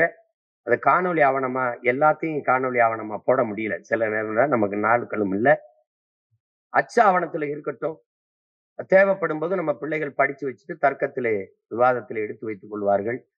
நம்ம பல இதை இந்த வாட்டி அச்சு ஆவணமா மட்டும் கொடுக்கல, காணொலி ஆவணமா போடுறோம். கல்வி எப்படி தரம் உயர்த்தப்படுது எங்க ஆட்சியில, மருத்துவம் எப்படி தரம் உயர்த்தப்படுது எங்க ஆட்சியில, எப்படி வேலை வாய்ப்பு எப்படி எப்படி இலவசம் ஒழிக்கப்பட்டு எப்படி மக்களின் வாழ்க்கை தரத்தை உயர்த்துவது எப்படி நாங்க செய்ய போறோம். அப்படி ஒண்ணு எல்லாமே எங்கள் ஆட்சியில் போக்குவரத்து எப்படி இருக்குது, சாலை போடுதல் பராமரித்தல் எப்படி இருக்குது, மின் உற்பத்தி பகிர்வு எப்படி இருக்குது, எல்லாத்தையும் நம்ம வேலை நடந்துகிட்டு இருக்கு. அது உங்க வேலை இல்லை, அது அண்ணன் வேலை, அதை நான் பார்த்துப்பேன். வழக்கறிஞர்லயே சில பேர் போட்டி போடுறீங்க. தம்பி கார்த்திக் எல்லாம் திருச்சுழியில போட்டிடுறாப்புல. அவனுக்கு எல்லாரும் என் தம்பி அபுபக்கர் எங்க இருக்காரு? அவரு கடைநல்லூர்ல போட்டிடுறார். நிறைய வழக்கறிஞர்கள் களத்துல நிக்கிறாங்க. எல்லாம் நம்ம பிள்ளைங்க. இங்க என்ன பிரச்சனைனா, அந்த பொறியியலையும் சட்டம் படித்ததையும் படிப்பாவே கருதுறது இல்ல மக்கள். வக்கீலா வக்கீலா வக்கீலா இன்ஜினியரா டாக்டரா டாக்டரா. இந்த போதையை ஒழிக்கணும்டா. நம்ம இந்த டாக்டர் தான் படிப்புங்கிற போதையை முதல்ல ஒழிக்கணும். அப்புறம் தம்பி ஸ்ரீதர் கும்மிடிப்பூண்டியில போட்டிடுறார். ஏதோ குத்துச்சண்டைக்கு போற மாதிரி வந்திருக்கேன். கர்லா. அப்படி பல வழக்கறிஞர்கள் தம்பி தங்கை எல்லாம் போட்டிடுறாங்க. இன்னும் அந்த தங்கச்சியை நிறுத்தலாம்னா எங்கது அது வயசு 24 25 ஆவல இல்லடா, ஆவல. நிறைய மருத்துவர்கள், நிறைய இளைய பிள்ளைகள் 24 1 மாசம் எல்லாம் திட்டக்கூடிய ஒரு தங்கச்சிக்கு 1 மாசம் குறையுது. அவன் ஒரு நாளாலும் அடிச்சு விட்டுருவான். அது நம்ம இவரு அண்ணா நகர்ல தம்பி சங்கர் போட்டிடுறாப்ல 134 பேருக்கு இளைஞர்களுக்கு வாய்ப்பு, அதுல ஒரு தாத்தாவுக்கு வாய்ப்புங்கிற மாதிரி அந்த மையாத அடிச்சு தொலைடான்னா அது இது ஆனா இது அப்படி போயிருச்சு. கொஞ்சம் கருப்பு மலைமாவது பெப்பர் அண்ட் சால்ட்டா அதை சொல்லுவாங்க, சால்ட் அண்ட் பெப்பர். அது மாதிரியாவது பண்ணி விடுறான்னா கேட்க மாட்டாப்ல. அடையாளமா இருக்கு. சங்கர் தாத்தா. அது மாதிரி வேட்பாளர் எல்லாம் தேர்வு ஆயிட்டது. நம்ம என் மகளை நிறுத்தலாம் நினைச்சேன். யாழினிய அதுக்கு 24 வயசு ஆகுது, இன்னும் ஒரு வயசு குறையுது. எல்லாம் இந்த மாதிரி நிறைய தகுதியான பிள்ளைகள் தேங்கிட்டாங்க. அவங்க 29க்கு தகுதியா வந்துருவாங்கன்னு நினைக்கிறோம். நம்ம நிறைய நம்ம சொல்றதுல இல்ல, பெண்களுக்கான சம வாய்ப்பை முறையும் கொடுக்குறோம். நிராகரிக்கப்பட்ட தமிழ் சமூகங்களுக்கு வாய்ப்பு கொடுக்குறோம். பன்னெடுங்காலமா இந்திய திராவிட அரசியலால புறக்கணிக்கப்பட்ட தமிழ் சமூகம் இருக்கு. உங்களுக்கு தெரியும் எதுன்னு. அந்த சமூகங்களை எல்லாம் அரசியல் எப்படி சொல்றது, ஒரு சின்ன அங்கீகாரம் கூட தரல.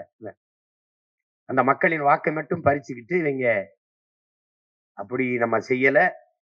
நம்ம கிட்ட சாதியோ மதத்தையோ பார்த்துட்டா முடிஞ்சிடும், கதை முடிஞ்சிடும். அதனாலதான் நம்ம சொல்லிடுறோம், நீங்க சாதி பார்த்து போட்ட ஓட்டு எதையும் ஜாதிக்கல, அப்படி மதம் பார்த்து போட்ட ஓட்டு எதையும் மாத்தல, அதனால கொஞ்சம் மனச மாத்தி நல்ல மனுஷன் பார்த்து போடுங்க ஓட்ட, கொஞ்சம் மாத்துங்க நாட்ட. அப்படின்னு நம்ம இந்த மாதிரி நிறைய பாடல்களை இட்டுக்கிட்டி வச்சிருக்கோம். நான் சொல்லுவேன்ல, சிவநாட்டத்தை பார்த்திருக்க நீ சீமா நாட்டத்தை பார்க்கலன்னு செதறிடுவான். எல்லாருக்கும் வேண்டுகோள் என்னன்னா, இந்த தொடக்க நாள்ல பேசுற மாதிரி கடைசி நாள் வரைக்கும் என் தொண்டை ஒத்துழைச்சிடணும். அதுதான் இங்க இருக்க பிரச்சனை. அது பாட்டுக்கு தொண்டை கட்டி புண்ணாகி போன பிறகு ஆனா ஒரு பாட்டும்பா கூட்டத்துல, அதுதான் பெரிய பாடா இருக்கும். ரொம்ப அருமையா இருக்கும். இந்த தேர்தல்கெல்லாம் உங்களுக்கு எல்லாம் வேலை செய்ய ரொம்ப உற்சாகமா இருக்கும். நம்பிக்கையோட இருங்க. 10 லட்சம் கோடி கடனுல நாடு, இதுல இலவசம் வேற பெருவக்க கேடு, பார்க்க சகிக்கால சனம்படும் பாடு, இத வளர்ச்சின்னு வாயிலிய போடுறான் போடு, என்னம்மா தேவி சக்கம்மா, நாடு நாசமா போகுத நியாயம்மா, கண்ண திறந்த வாரம்மா எங்க கவலைய கொஞ்சம் நீதீரம்மா. என்னம்மா தேவி சக்கம்மா நாடு நாசம்மா போகுத நியாயம்மா. பாதுகாப்புன்னு எதுவுமே இல்ல, பச்சை புள்ளைக்கு பாலியல் தொல்ல. நாட்டுல நாளும் கொலை கொள்ள, இந்த கொடுமைய எங்கேதான் போய் சொல்ல. என்னம்மா தேவி சக்கம்மா நாடு நாசமா போகுத நியாயம்மா. நீங்க பாருங்க, மொத்தம் நான் பரப்புரையே கிடையாது, பாட்டுத்தான், பூரா பாட்டுத்தான், பூரா பாட்டுத்தான். ஊழல் லஞ்சத்தில ஊறி கிடக்குறான், உண்மை நேர்மையின்னா என்னன்னு கேக்குறான். அட ஓட்டுக்கு காசை வாரி இறக்கிறான், உழைக்கும் மக்களைத்தான் வயிற்றுல அடிக்கிறான். என்னம்மா தேவி சக்கம்மா வச்சு வெளுத்து விட்டுருவோம். பேசாம இருங்க, எதை பத்தியும் கொல்லப்படாத, எதை பத்தியும் கொல்லப்படாத. இது ஆட்டமே நம்ம கையில தான் இருக்க போகுது. என்னடா நீங்க படம் காட்டுறீங்க, நாங்க எங்க படத்தை பாருங்கடான்னு காட்டுறோம். அதனால ஒண்ணு இல்ல, நம்மகிட்ட ஒன்னே ஒண்ணுதான் இல்ல, காசு. நம்மள்கிட்ட உலகத்திலே சிறந்தது ஒன்று இருக்கு, கருத்து. நாம ஒரு தேசிய இனத்தின் பிள்ளைகள். நம்ம மண்ணில இருந்து எடுத்து வைக்கிற அரசியல் நம்ம மாநில மக்களுக்கு, நம்ம மக்களுக்கு மட்டும் இல்ல, உலக பொதுமைக்கு. தண்ணி இல்ல பூமிக்கு இல்லைன்னு சொல்றது உலக பொதுமைக்கு. காற்று கரித்துகளாயிருச்சு, கந்தக தூசாயிருச்சுங்கிற உலக பொதுமைக்குத்தான். புவி வெப்பமாகுது, தடுக்கணும், பருவநிலை மாறுதுங்கிறது உலக பொதுமைக்குத்தான். அப்படி உலக பொதுமைக்கு அரசியலை தமிழர்களால் மட்டும்தான் முன்னெடுக்க முடியும். ஏன்னா இவன் மட்டும்தான் யாதும் ஊரே யாவரும் கேளீர் என்றவன், பிறப்பு ஒக்கும் எல்லா உயிர்க்கும் என்றவன். நமது முன்னவர்கள் வள்ளுவன், கபிலன், கம்பன், இளங்கோ எல்லாம் உலகு உலகு உலகு என்று உலகம் தழுவி நேசித்த குடி தமிழ் குடி மட்டும்தான். அதனால எதை பத்தி யோசிக்காம களத்துக்கு போங்க, களத்துல நிக்கிறவர்களோட நில்லுங்க, ஒற்றுமையா இருங்க. நம்மளுடைய கோட்பாடு உடலினை உறுதி செய், அறிவை விரிவாக்கு, கொள்கை வகுத்தினில் கூடி செயல் செய்ய பழகு, நாம் தமிழர். இதான் நம்முடைய கோட்பாடு. அதை மனசுல வச்சுக்கிறீங்க. சட்டம் படித்த சட்ட பாதுகாப்பு ஒண்ணுதான் வளர்கிற ஒரு அரசியல் இயக்கத்திற்கு பாதுகாப்பு. அந்த பாதுகாப்பு என்றைக்கும் இருக்கிறது என்று நம் தம்பி தங்கைகளுக்கு நீங்கள் உறுதியை கொடுத்து கொண்டே இருங்க. உனக்கு ஒன்றென்றால் நாம் தமிழர் கட்சியின் சட்ட பிரிவு உன் பக்கத்துல நிற்கும் அப்படின்ட்டீங்கன்னா அதை எதுக்கா அச்சப்பட மாட்டோம், எதுக்கா அச்சப்பட மாட்டோம். நம்ம கொலை செய்ய போகல, கொள்ளையடிக்க போகல, வளர்த்து திருட போகல. மக்களின் பிரச்சனைக்கு தீர்வு கேட்டு போராடதான் நம்ம பிள்ளைகள் போவாங்க. அதனால நீங்க தொடர்ந்து செய்யுங்க. நமக்கான காலம் உங்களுக்கு தெரியும். உணர்ச்சி பாவலர் காசி ஆனந்தன் அவர்கள் எழுதியதிலே தந்தை செல்வா அவர்களை காலம் உருவாக்கிய தலைவன் தந்தை செல்வா அவர்கள், காலத்தை உருவாக்கிய தலைவன் நம் உயிர் தலைவன் மேதகவி பிரபாகரன் அவர்கள். நாம் காலம் வரும் என்று காத்திருக்கவில்லை, நமக்கான காலத்தை உருவாக்கி கொண்டிருக்கிறோம். அந்த காலம் 2026 தொடங்குகிறது. அதனால்தான் 2026 படைப்போம் புதிய அரசியல் வரலாறு என்ற முழக்கத்தை முன்வைக்கிறோம். இப்ப உங்களுக்கு முன்னாடி இருக்கிற ஒரே பணி மாநாடு. தமிழர் இனத்தினுடைய ஒரு பெரிய எழுச்சி இதுல காட்டணும். அடிபட்ட புலியும் அடிமைப்பட்ட இனமும் எழுச்சி கொண்டால் எவனும் எதிர் நிற்க முடியாதுங்கிறார் ஐயா இறையன்பு. நாம் அடிபட்ட இனமும் அடிமைப்பட்ட இனம் மட்டுமல்ல, அடிபட்ட புலியும் கூட. அப்ப நாம் எழுச்சி வரும்போது எவ்வளவு பெரிய எழுச்சி என்பதை காட்டணும். சாதிக்கு கூடிவிட்டான், மதத்திற்கு கூடிவிட்டான், சாமிக்கு கூடிவிட்டான், கட்சிகளுக்கு கூடிவிட்டான். ஆனால் தான் பிறந்த இனத்திற்கென்று தமிழன் இப்படி கூடுவான், மான உணர்வோடும் இன உணர்வோடும் கூடுவான் என்பதை காட்டணும். வழக்கறிஞர் என்றால் உங்களோடு படித்தவர்கள், பணி செய்கிறவர்கள் வேற அரசியல் கட்சியில் இருந்தாலும், நம்ம அரசியல் கட்சியில் ஈடுபாடு இல்லாதவர் இருந்தாலும் ஒரு முறை வா, ஒரு விழாவாக கருதி வா, ஒரு சுற்றுலாவாக கருதி வா என்று அழைத்து வாருங்கள். நீங்கள் மட்டும் வருவதை தவிருங்கள். குடும்பத்தில் அம்மா, அப்பா, தம்பி, தங்கைகள், உடன் பிறந்தவர்கள், பொண்ணு கொடுத்தவர்கள், பொண்ணு எடுத்தவர்கள், நம் பரம்பரையே வர வேண்டும் என்று. ஏன்? வறுமையில் இருக்கிற ஒரு வீட்டை ஒரே ஒரு மகன் உழைத்து வறுமையை போக்க முடியாது. வீட்டில் இருக்கிற ஒவ்வொரு மகனும் உழைக்கணும். அடிமைப்பட்ட நாட்டை, இனத்தை விடுவிக்க ஒரே ஒரு மகன் போராடி விடுவிக்க முடியாது. ஒவ்வொரு குடிமகனுக்கும் கடமை உண்டு. அப்படி பார்த்தால் என்னை பெற்றவர்களுக்கு, என் உடன் பிறந்தவர்களுக்கு, என்னோடு வந்த என் உயிர் துணைக்கு எல்லாருக்கும் இந்த பொறுப்பும் கடமையும் கையளிக்கப்பட்டிருக்கு. அதனால் இது நம் இனத்தின் திருவிழா. எல்லோரும் கூடுவோம். தமிழ் பேரின பெருவிழா. வென்று வாகை சூடுவோம்.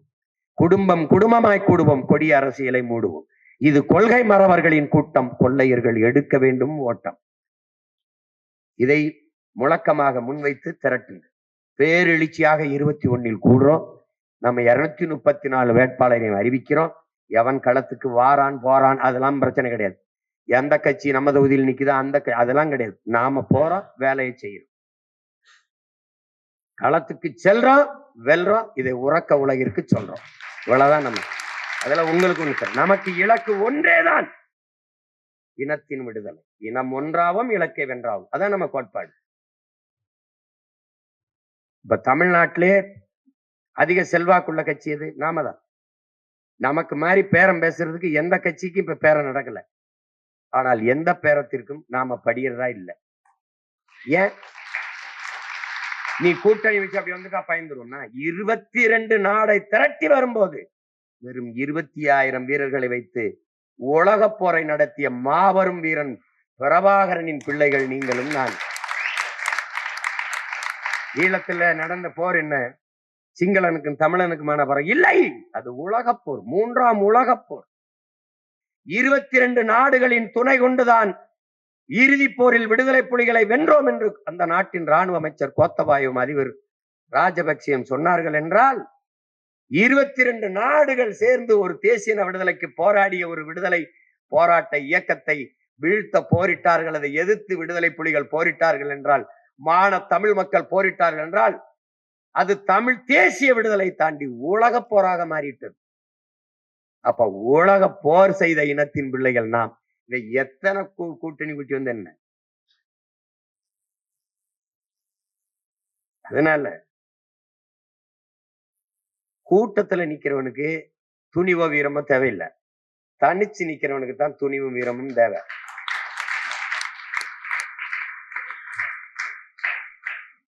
என் பிள்ளைகளுக்கு ஒண்ணு சொல்லுவேன், எத்தனை ஆயிரம் பேரையும் எதிர்த்து நில்லு, ஆனா எவனையும் எதிர்பார்த்து நின்றாத. நீ உன்னைதான் நம்பி நிக்கணும்.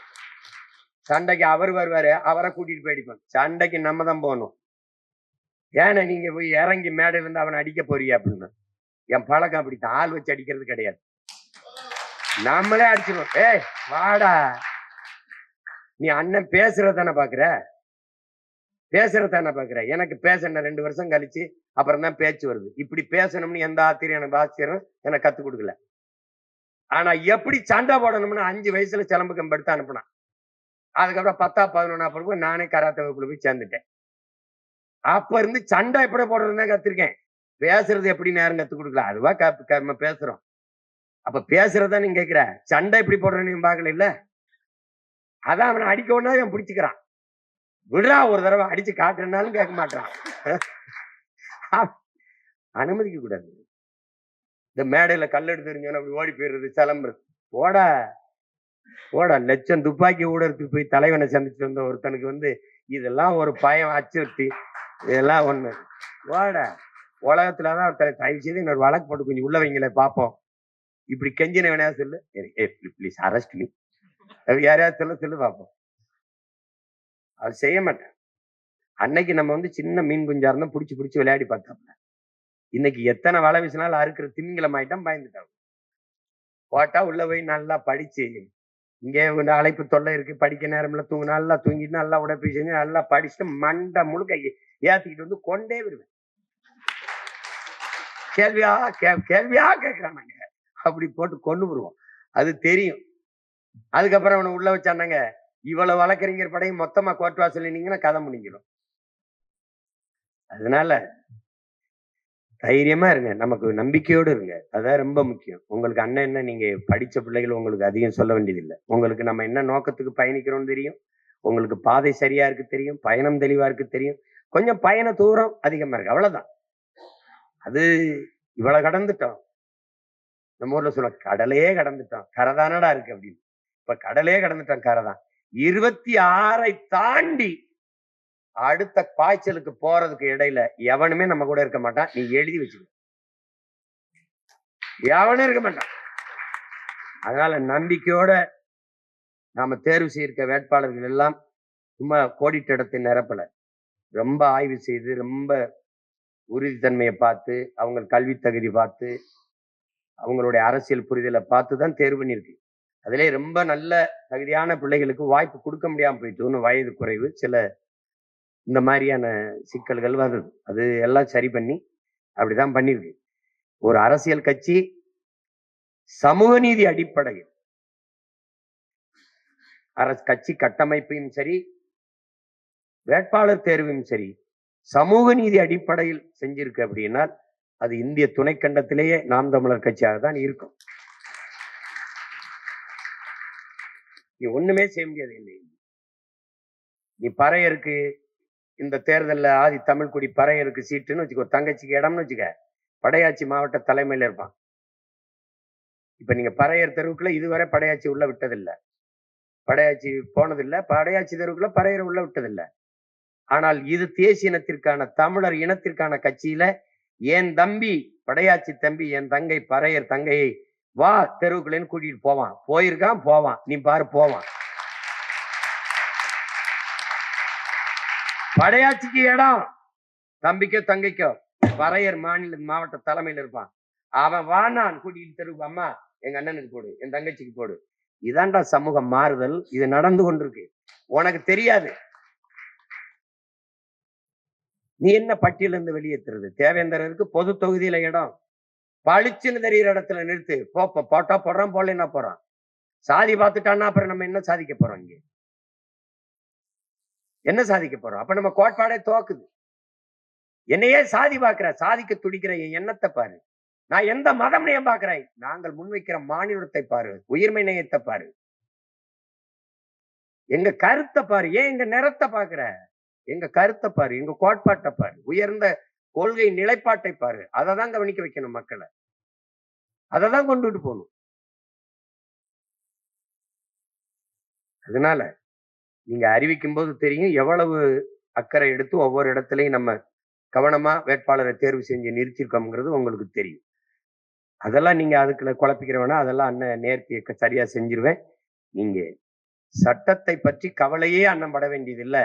நாங்க இருக்கிறோம் அப்படின்னு உறுதியை மட்டும் எனக்கு கொடுங்க, அது போதும். இதெல்லாம் இதுவரை சிறப்பா கொண்டு வந்துட்டீங்க. இனி மீதி இருக்கிற காலங்கள்லையும் இதே மாதிரி ஒருங்கிணைந்து உறுதித்தன்மையோட நில்லுங்க. தமிழர்கள் நாம் பழகினப்பட்டதற்கு காரணம், இத்தனை கோடி மக்கள் இருந்தாலும் நம்மகிட்ட உரிமை இல்லை. மற்ற இனங்கள் தனித்தனியாக வாழும், கூடி செயல் செய்யும். தமிழர்கள் ஒற்றுமை ஒன்னாக வாழ்வார்கள், தனித்தனியாக செயல் செய்வார்கள். இதான் இவர்கள்ட்ட இருக்கிற சிக்கல். இவர்களுக்கென்ற அரசியல் வராம போனதுக்கு சிக்கல். அப்ப அதை நம்ம தகர்க்கணும். தகர்த்து நம்ம தமிழ் தேசிய இனத்தின் ஓர்மைதான் அரசியல் வலிமையா மாறும், அரசியல் வலிமைதான் அதிகார வலிமையாக மாறும். அதை நீங்க புரிஞ்சுக்கணும். இங்க பேசி ஒரு தம்பி தனிமரம் தோப்பாகாது என்று சொன்னார். சரிதான், தனித்தனி மரங்கள் எல்லாம் சேர்ந்துதான் தோப்பாகிறது என்பதையும் நீங்க புரிஞ்சுக்கணும். தனிமரம் தோப்பாகாது, அது எப்படிப்பட்ட உண்மையோ அப்படி தனித்தனி மரங்கள் எல்லாம் சேர்ந்துதான் தோப்பாகிறது என்பதையும் நீங்க புரிஞ்சுக்கணும். அதனால இப்ப தனித்தனியா மரமா இருந்த நாம் இணைந்து தோப்பா ஆயிருக்கோம். அங்கங்கே சிறு சிறு நெருப்பு துண்டுகளாக இருந்த நாம் ஒருங்கிணைந்து பெருநெருப்பாக ஒரு புரட்சி தீயாக தமிழக அரசியல் களத்தில் பற்றி பரவி கொண்டிருக்கிறோம். அதனால இது பிரபாகரன் என்ற பெருந்தி பற்ற வைத்த புரட்சி நெருப்பு. இது பற்றி எரியும், விடுதலை கனவை அடையும். அது வரைக்கும் கவலைப்படாம களத்துல நில்லுங்க. எந்த சூழ்நிலையிலும் உங்களுக்கு அண்ணன், உங்களுக்கு நீங்க உண்மையா இருக்கிற வரை நான் உங்களுக்கு உயிராக இருப்பேன் என்பதை நினைவில் வைத்துக் கொள்ளுங்கள். மறுபடி களத்துல சந்திப்போம். இன்னும் ஒரு உரை கலந்தாய்வு செய்யறதுக்கு நமக்கு இது இல்லை. இங்க பேசிய தம்பி எல்லாரும் சொன்னாங்க, ரூபஸ்ல இருந்து தம்பி திருமுருகன்லாம், 7 பேர் விடுதலைக்கு என் தம்பி பிரபு, அங்கிருந்த பாரி, அவங்க எல்லாம் எவ்வளவு அரும்பாடு ஆற்றினார்கள் என்பது தெரியும். எல்லாத்துக்கும் மேலாக என்னுடைய மூத்தவர் ரொம்ப பெரும் முயற்சியை எடுத்தாங்க. ஏன்னா உங்களுக்கு தெரியும், அவருக்கு 26 வயது. அப்போ 26 லட்சத்தை பெட்டியில வச்சு அவர் வீட்டுல வந்து வச்சு இந்த வழக்கை நீங்க நடத்துங்கன்னு அவருக்கே ஒன்றும் புரியலைன்றவங்க. இத்தனை வழக்கறிஞர்கள் இருக்கும்போது ஒரு அவ்வளவு பெரிய இயக்கம், இந்த வழக்கை நீங்க நடத்துங்கன்னு ஒரு சின்ன பையனை பார்த்து பெட்டி வச்சுட்டு போனோன்னா, அப்பா இத்தனை பேர் இருக்கும்போது என்னைய தூக்கிட்டு போன மாதிரிதான்.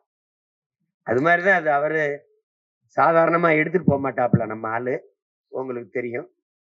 அது இப்ப தெரியும். இப்ப இப்ப என் தம்பி எல்லாம் சொல்றாங்கல்ல, எல்டிடில பிரபாகரனின் தீர்க்க தரிசனம் சீமான். ஏன்னா அவர் அங்க வச்சுக்கிட்டு இந்த சினிமா டேரக்டரை கூட்டி வச்சுட்டு என்னடா இப்படி இவ்வளவு செல்லம் கொஞ்சம் இப்படி காய்க்கில் வச்சுக்கிட்டு சுட்டு பழகிக்கிட்டு இப்படி பண்ணிக்கிட்டு இருக்காப்ல அப்படின்னு அப்ப தெரியல எங்களுக்கு. அப்ப தெரியல. ஆனா இப்ப தெரியுது ஏன் அவரை தேர்வு பண்ணி கொண்டாந்து நிறுத்தினாருன்ட்டு. இப்ப எல்லாம் இப்ப நம்ம நினைச்சிருந்தா பெரிய வியாபாரம் செய்யலாம். இந்த தேர்தலில் செய்யலாம், போன தேர்தலில் செஞ்சிருக்கலாம், செய்யலாம். ஆனா அது இல்ல. நாம நிக்கிறது நம்ம அரசியல் வியாபாரம் செய்யல, தேசிய இனத்தின் விடுதலைக்கு நம்ம செய்யறோம். அதனால இங்க வந்த கட்சிகள்லாம் அரசியல் விடுதலைன்னு வந்துட்டு அரசியல் வியாபாரம் ஆயிடுச்சு. நாம அப்படி இல்லை. நாம அரசியல் விடுதலைக்கு வந்தவர்கள். அதுல உறுதியாக நிற்கிறோம். அதனால என் அன்பு பிள்ளைகள் எல்லோரும் உறுதியாக நின்று நீங்க இந்த கப்பலை கரை சேர்ப்பீர்கள் என்று நான் நம்புறேன். தலைவர் எனக்கு சொன்னது, இந்த கப்பல் பத்திரமாக கரை சேர்க்கும் என்ற நம்பிக்கையை கொடுத்து விட்டால் மக்கள் தானாக வந்து கப்பலில் ஏறி விடுவார்கள் என்று. இப்ப நாம அந்த நம்பிக்கையை கொஞ்சம் கொஞ்சமா கொடுத்துக்கிட்டு இருக்கோம். இந்த தேர்தல முழுமையா கொடுத்துரும். ஏன்னா எல்லாருக்கும் தெரியுது இவனுக்கு பேரம் பேசுவாங்க, பேசிட்டு இருக்காங்க. ஆனா அவன் போக மாட்டான்னு தெரியுது. அதுதான் வெகுவான மக்கள் நம் மீது ஈர்ப்பு கொண்டு நம்மளை நேசிக்க தொடங்குவார்கள். இவங்களுக்கு பணமோ பதவியோ ஒரு பொருட்டல்ல, நாட்டு மக்களின் நலனும் தான் முக்கியமா இருக்குது. அதனால இந்த பிள்ளைகள் நீங்கள் செய்ய வேண்டியது இந்த மாநாட்டை பேரெழுச்சியாக நடத்தி காட்டணும். நாம நடத்துற மாநாட்டை பார்க்கும்போது, மற்ற கட்சிகள் மாநாட்டை பார்க்கும்போது, மாநாட்டையே இவ்வளவு அமைதியா, இவ்வளவு ஒழுக்கமா, இவ்வளவு நேர்த்தியா நடத்துறாங்களே, அப்ப நாட்டை கொடுத்தால் எப்படி நடத்துவார்கள் என்ற நம்பிக்கையை நம்ம மக்களுக்கு கொடுக்கணும். அதான் இங்க முதன்மையானது. இந்திய பெருநாட்டில் எந்த ஒரு அரசியல் கட்சி கூட்டத்திற்கும் காவல்துறைகள் முன்னாடி இருக்கை போட்டு அமைதியாக உட்கார்ந்து இருந்தது இந்திய அரசியல் வரலாற்றில் எந்த கட்சியில் இருக்காது. நம்ம கட்சிக்கு மட்டும்தான் அமைதியா உட்கார்ந்து. அதேதான் இந்த மாநாட்டிலையும் நடக்க போகுது. சிறப்பாக நாம் செய்வோம். நீங்க உறுதியா நில்லுங்க. தலைவர் சொன்னதுதான், வரலாறு நமக்கு வழிகாட்டுகிறது, சத்தியம் நமக்கு சான்றாக இருக்கிறது. உறுதியாக நாம் வெல்லுவோம். இதை உறக்க உலகிற்கு சொல்லுவோம். தமிழ் தாய் வாழ்க, தலைவர் பிரபாகரன் வாழ்க. உங்கள் அனைவருக்கும் என்னுடைய அன்பும் வணக்கமும். நன்றி. நாம் தமிழ்.